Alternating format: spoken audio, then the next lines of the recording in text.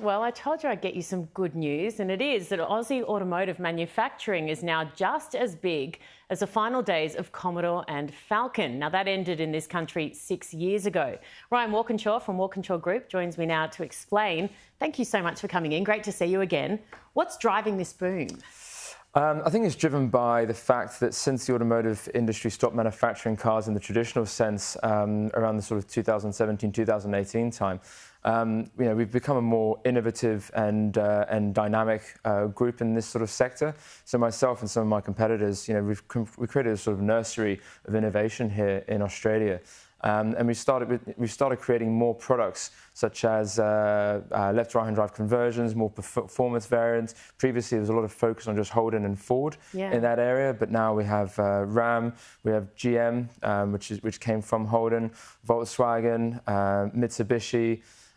Ford have just started doing the F-Truck here, and Toyota with their Tundra as well. It's a fantastic portfolio across the sort of group of companies that do this in Australia, of which my one is one of them as well. The leading one, of course. The leading one, obviously. Of course, yeah. Fortunate to say that. But, really what resulted from, quite a disappointing era in the automotive manufacturing space in this country is kind of phoenixed into a completely new way that we go about building cars here in Australia, and it's it's growing very, very rapidly, which is a great testament to the capability that Australia has in this area. Absolutely. I mean, most people thought that was it, all over Red Rover. It's phenomenal to watch the growth again.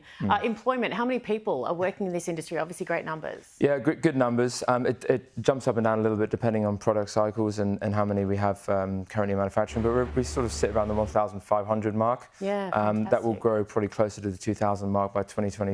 We're just setting up a new 100,000 square metre facility, which I was hoping was going to house everything from Walkinshaw Group, but already we just signed it a couple of months ago, and we're already going to have to keep a couple of our current sites in place, unfortunately. But again, a good problem to have.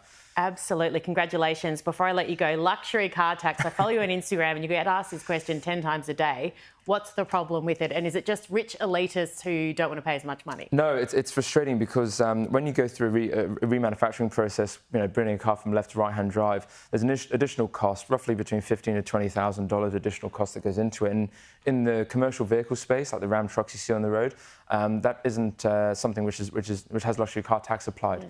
However, if you're doing SUVs, it does, and that actually precludes us to be able to do left to right-hand drive conversions, even on electric cars, which we have a lot of interest in. So I estimate we have about 4 SUV programs in addition to what we're doing, which is probably about another 300 jobs that we could have.